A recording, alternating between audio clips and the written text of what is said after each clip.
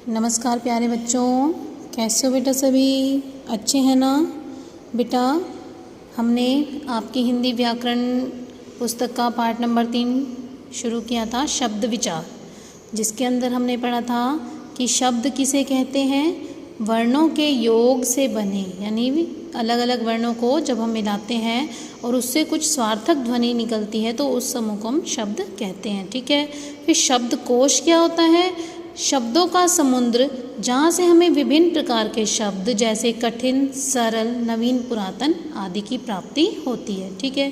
फिर शब्दों के भेद 3 भेदों में बांटा गया, स्रोत अथवा उत्पत्ति के आधार पर, व्युत्पत्ति अथवा रचना के आधार पर, और तीसरा प्रयोग के आधार पर। कल हमने पढ़ा था उत्पत्ति के आधार पर तत्सम शब्द जो संस्कृत भाषा से हिंदी भाषा में आए हैं, और संस्कृत भाषा सभी भाषाओं की जननी मानी जाती है। तद्भव शब्द संस्कृत भाषा के शब्द जो कुछ परिवर्तन के बाद हिंदी भाषा में प्रयोग किए जा रहे हैं। देशज जो शब्द भारतीय भाषाओं की प्रांतीय या स्थानीय बोलियों से प्राप्त होते हैं।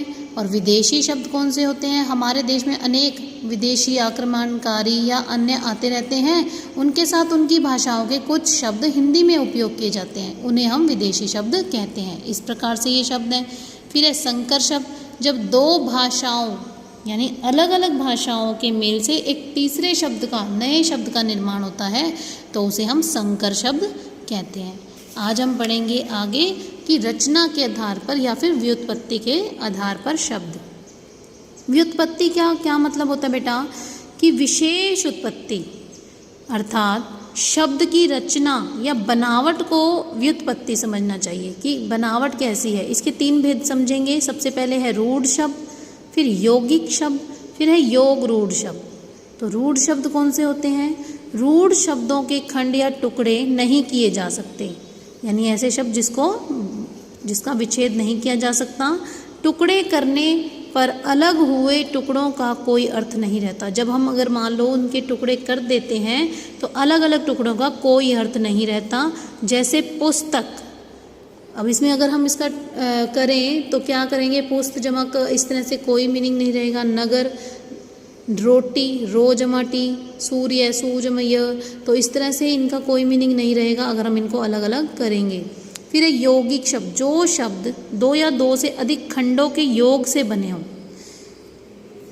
इनका प्रत्येक खंड सार्थक होता है। यानी जब इन शब्दों को तोड़ा जाता है, इनके टुकड़े किए जाते हैं तो हर टुकड़े का कोई ना कोई मीनिंग निकलता है, अर्थ होता है, यौगिक शब्द कहे जाते हैं। जैसे कि चिड़ियाघर, चिड़िया जमा में घर, अब चिड़िया का मीनिंग भी है और घर का मीनिंग भी है, लेकिन अब जब इन दोनों को मिला देंगे तो क्या बन जाएगा? चिड़ियाघर, यानी कि जानवरों के रहने का स्थान।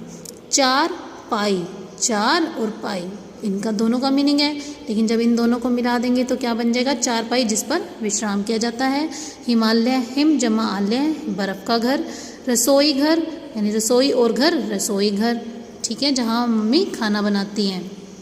अगला है योग रूढ़ शब्द, जो शब्द 2 या 2 से अधिक शब्दों के योग से बने हों, जिसमें क्या होता है? 2 या 2 से अधिक शब्दों का प्रयोग किया गया हो और एक विशेष अर्थ को प्रस्तुत करते हैं। इसमें तो क्या होता है कि दोनों को मिला दो तो दोनों का अर्थ सामने स्पष्ट हो जाता है, लेकिन एक तीसरे अर्थ को स्पष्ट करते हैं, वो उसे योगरूढ़ शब्द कहते हैं। जैसे कि दश जमा में आनन, दशानन, इसका विशेष अर्थ है दशानन, यानी कौन होता है दशानन?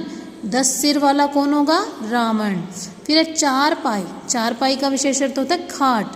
अब चार का मीनिंग अलग होता है, पाई का मतलब अलग होता है, तो इसका विशेष अर्थ क्या निकला? खाट, यानी कि चारपाई। पंकज, पंक जमा में ज, इसका विशेष अर्थ होता है, पंकज का अर्थ होता है कमल। ठीक है बेटा। इसके बाद है अगला पॉइंट प्रयोग के आधार पर। सबसे पहले पढ़ा था हमने उत्पत्ति के आधार पर, फिर हमने पढ़ा व्युत्पत्ति के आधार पर, और अगला है प्रयोग के आधार पर शब्दों का भेद। प्रयोग के आधार पर शब्द के 2 भेदों के बारे में समझेंगे, विकारी शब्द और दूसरा अविकारी शब्द, ठीक है, जिनको हम अव्यय के नाम से भी जानते हैं। तो विकारी शब्द कौन से हैं? जिन शब्दों के स्वरूप में परिवर्तन होता रहता है विकारी शब्द कहलाते हैं। इनके 4 भेद हैं, संज्ञा, सर्वनाम, विशेषण और क्रिया। इनके स्वरूप में जब परिवर्तन होता है तो विकारी शब्द कहलाते हैं। अविकारी ये शब्द लिंग, वचन, काल के अनुसार अपरिवर्तनीय रहते हैं, यानी इनमें परिवर्तन नहीं होता, अर्थात कोई परिवर्तन नहीं होता, वे अविकारी शब्द कहे जाते हैं। हम इन्हें अव्यय के नाम से भी समझते हैं। कौन कौन से होते हैं ये? क्रिया विशेषण, समुच्चय बोधक, संबंध बोधक, विस्मयादि बोधक, अविकारी तथा अव्यय शब्द हैं। ठीक है बेटा, आज के लिए इतना ही। सभी ने इस पाठ को अच्छे से दोबारा से अच्छे से रीड करना है ताकि सभी को समझ में आ जाए। ठीक है बेटा, okay, have a nice day.